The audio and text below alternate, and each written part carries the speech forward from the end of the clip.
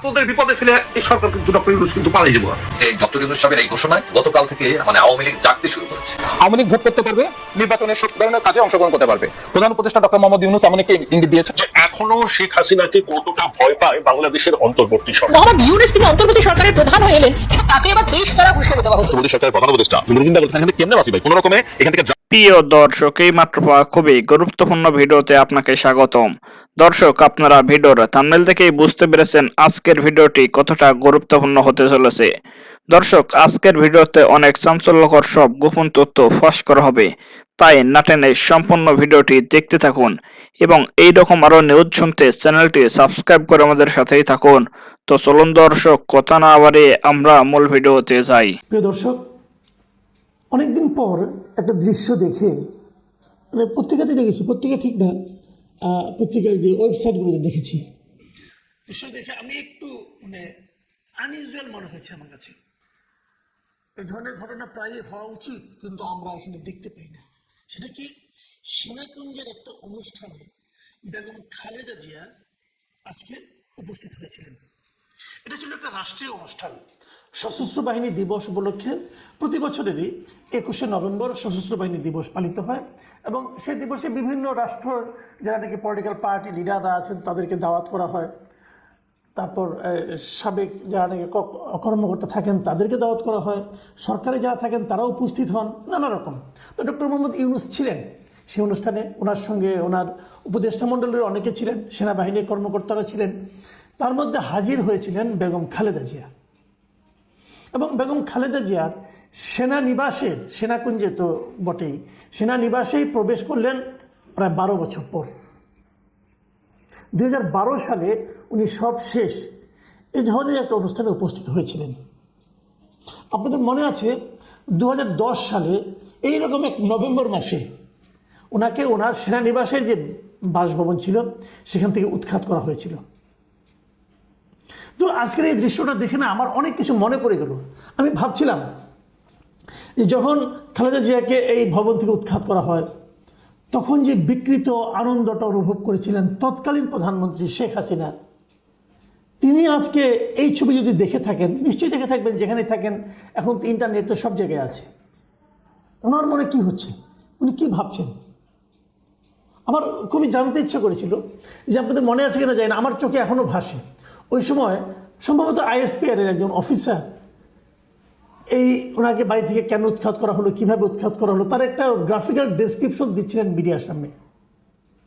এবং ওটা বলতে যে ওনার চেহারা, চোখে মুখে যে একটা বিকৃত একটা এক ধরনের আনন্দ ফুটে উঠেছিল।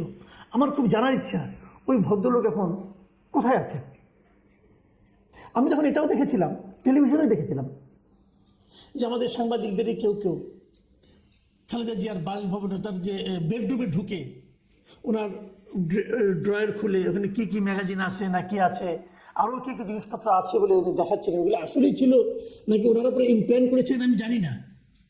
সেগুলো দেখিয়ে এমনভাবে বর্ণনা করছিলেন, বর্ণনার মাধ্যমে খালেদা জিয়ার আমি মনে করি এক ধরনের চরিত্র হননের চেষ্টায় তারা করছিলেন। আমার খুব জানার ইচ্ছা ওনারাই বা এই দৃশ্য দেখে আজকে কি ভাবছেন। এটাই হলো দুনিয়ার নিয়ম। আপনি যাকে আজকে একদম তুচ্ছ করলেন, একদম শেষ হয়েছে, শেষ হয়ে গেছে মনে করে ফেলে দিয়েছেন, এই দুনিয়াতে এমনও দেখা যায় সেই একসময় ব্যাক করবে। কাজে কাউকে এরকম অপমান করার চেষ্টা করার আগে একবার আপনার ভাবা উচিত যে এই দিনটাই দিন না, আরও দিন আছে। আমাদের বাংলা ভাষায় একটা প্রবাদই আছে, এই দিন দিন না, আরও দিন আছে। কি লাভ মানুষকে অপমান করার মাধ্যমে, আপনি কি লাভ অর্জন করেন? এখন যে খালেদা জিয়াকে ওখানে নিয়ে যাওয়া হয়েছে, উনি কি এখন ক্ষমতায় অধিষ্ঠিত হয়েছেন? না, হননি। ওনার দলকে আগামীতে আপনি নিশ্চিত যে ক্ষমতায় যাবে সেটাও না। ক্ষমতায় আছেন কে? ডক্টর মোহাম্মদ ইউনূস। ওনার অন্তর্বর্তীকালীন সরকার ক্ষমতায় আছেন। খালেদা জিয়াকে এখানে নিতে পেরে উনি যাওয়ার পরে ডক্টর ইউনূস এর সম্পর্কে একটা মন্তব্য করেছেন। মন্তব্যটা শুনুন। তিনি বলেছেন যে খালেদা জিয়াকে সেনাকুঞ্জে আনতে পেরে আমরা গর্বিত। ডক্টর ইউনূস গর্ব অনুভব করছেন যে উনি খালেদা জিয়াকে সেনাকুঞ্জের এই অনুষ্ঠানে আনতে পেরেছেন। এর নাম বিনয়, এর নাম সৌজন্যতা বোধ। আমরা এগুলো আগে দেখিনি। কেবল ডক্টর ইউনূসই না, এই যে ওনার যারা উপদেষ্টা মণ্ডলীতে আছেন 3 জন ছাত্র নেতা একেবারেই জুনিয়র, বয়সের দিক থেকেও তাদের অনেক খুব বেশি একটা বয়স না, হয়তো এত কম বয়সে অনেকে মন্ত্রী হন না আমাদের দেশে, কিন্তু ওনারা হয়েছেন। দেখুন ওনাদের মনোভাবটা কি। ওনারা কিন্তু একটা ছবি দেখুন আপনারা, আমি যে ছবিটা দেখেছি যে খালেদা জিয়া সোফায় বসে আছেন, পাশে ওই 3 জন ছাত্র নেতা দাঁড়িয়ে আছেন, এবং ওদের দাঁড়ানোর ভঙ্গিটাই বলে দিচ্ছে যে ওনারা কিন্তু যথেষ্ট বিনয়ী এবং যথেষ্ট বিনয়ের সঙ্গে ওনার সঙ্গে কথা বলছেন। আমি বিশ্বাস করে মুগ্ধ হয়ে গেছি, আমি ওদের আচরণ দেখে আমি জাস্ট মুগ্ধ হয়ে গেছি যে আমাদের ছেলেরা বেয়াদব না, আমাদের ছেলেরা জানে এই একজন বয়স্ক মহিলার সঙ্গে, বয়স্ক নারীর সঙ্গে, একজন নেত্রীর সঙ্গে কি আচরণটা করতে হয়। এবং তারপরে নিজস্ব ফেসবুক অ্যাকাউন্টে সজীব, আমাদের যে আসিফ মাহমুদ সজীব ভুইয়া যিনি আছেন উপদেষ্টা একজন, তিনি কয়েকটা ছবি শেয়ার করেছেন এবং সেখানে বলেছেন, লিখেছেন উনি, আপনাকে এই সুযোগ করে দিতে পেরে আমরা গর্বিত। মানে একই ধরনের ভাষা, কিন্তু আমার কাছে এগুলি ভালো লেগেছে। আমরা আসলে এই ধরনের, কিন্তু গত 15 বছর আমরা কি দেখেছি বলেন তো? রাজনৈতিক শিষ্টাচার, রাজনৈতিক ভদ্রতা, এগুলো যেন আমাদেরকে জোর করে ভুলিয়ে দেওয়া শুরু হয়েছিল ব্যক্তিগত প্রতিহিংসা চরিতার্থ করার জন্য। কি না হয়েছে এখানে। খালেদা জিয়াকে যেভাবে জেলে ঢুকানো হয়েছিল, যে মামলায়, এবং তোতা পাখির মতো সারা জাতিকে শোনানো হয়েছিল এতিমের টাকা মেরে খেয়েছে, এতিমের টাকা মেরে খেয়েছে। এই মামলার সম্পর্কে আপনি একটু খবর নিয়েন, কিসের টাকা কে মেরে খেয়েছে। আমার তো মনে হয় এই মামলা সম্পর্কে আপনি যদি একদম আইনের অ আ ক খ যারা জানেন তাদেরকেও যদি মামলার পুরো ঘটনাটা আপনারা খুলে বলেন, তারা হাসবে, তারা বলবে এটাও সম্ভব। এই ধরনের একটা মামলায় একজন সাবেক প্রধানমন্ত্রী, বাদ দেন সাবেক প্রধানমন্ত্রী, একজন বয়স্ক নারী এবং অসুস্থ উনি ছিলেন সবসময়, ওনাকে জেলে নিয়ে রাখা যায়? জেলে দিল, তারপর নিম্ন আদালত থেকে 5 বছরের সাজা দিল। মানুষ নিম্ন আদালত থেকে উচ্চ আদালত যখন যায় তখন কি হয়? সাজা কমে। সাধারণত এটাই আমরা দেখি। ওনারটা বেড়ে গেল, বেড়ে 10 বছর করা হলো। এবং এই কাজ যিনি করেছেন তিনি কিন্তু এটা বাড়িয়ে দেওয়ার কারণে পুরো প্রমোশনও পেয়েছেন ওই বিচারক। দেশটি এই অবস্থায় চলে গিয়েছিল। আপনাদের নিশ্চয়ই মনে আছে খালেদা জিয়ার এই মামলাগুলো যারা নাকি আইনজীবী ছিলেন, সেই মিস্টার খুরশিদ আলম খান, মুশারফ হোসেন কাজল, দেখতেন না মিডিয়ার সামনে এসে কেমন চিবিয়ে চিবিয়ে কথা বলতেন, এবং খালেদা জিয়াকে কিভাবে, মানে কত বড় খারাপ খালেদা জিয়া, কি পরিমাণ টাকা আত্মসাৎ করেছেন, নানা রকম যুক্তি। খালেদা জিয়াকে সেনাকুঞ্জে দেখে কাঁদলেন মির্জা ফখরুল ইসলাম আলমগীর।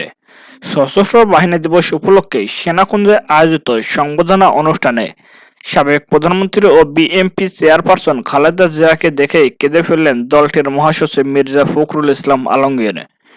প্রায় 6 বছর পর বাইরে তাকে কোনো অনুষ্ঠানে দেখে আপ্লুত হয়ে পড়েন মির্জা ফখরুল। পরে তিনি সাংবাদিকদের বলেন, সেনাকুঞ্জে আয়োজিত সংবর্ধনা অনুষ্ঠানে সাবেক প্রধানমন্ত্রী ও বিএনপি চেয়ারপারসন খালেদা জিয়াকে যে সম্মান জানিয়েছে তাতে গোটা জাতি আজ আনন্দিত। মির্জা ফখরুল বলেন, খালেদা জিয়া তার জীবনের সবচেয়ে বড় সময়টা দিয়ে দিয়েছেন এদেশের গণতন্ত্রের জন্য, স্বাধীনতা সার্বভৌমত্বের জন্য। দীর্ঘ 12 বছর ধরে পরিকল্পিতভাবে সবচেয়ে দেশপ্রেমিক বাহিনী, সেনাবাহিনী ও সশস্ত্র বাহিনীকে তার থেকে দূরে করে রাখা হয়েছে। আমি আজকে সশস্ত্র বাহিনীর সদস্যদের, বিশেষ করে সেনাপ্রধান জেনারেল ওয়াকারুজ্জামান, নৌবাহিনীর প্রধান অ্যাডমিরাল মোহাম্মদ নাজবুল হাসান এবং বিমান বাহিনীর প্রধান air chief marshal Hasan Mahmud খানকে ধন্যবাদ জানাই। বিএনপির মহাসচিব আরো বলেন, বিশেষ করে আমাদের প্রধান উপদেষ্টা ডক্টর মোহাম্মদ ইউনূসকে ধন্যবাদ জানাতে চাই যে তিনি আজকে ম্যাডামকে যে সম্মান দেখেছেন, এতে আমরা যেমন কৃতজ্ঞ হয়েছে, একই সঙ্গে গোটা জাতি আজকে আনন্দিত হয়েছে।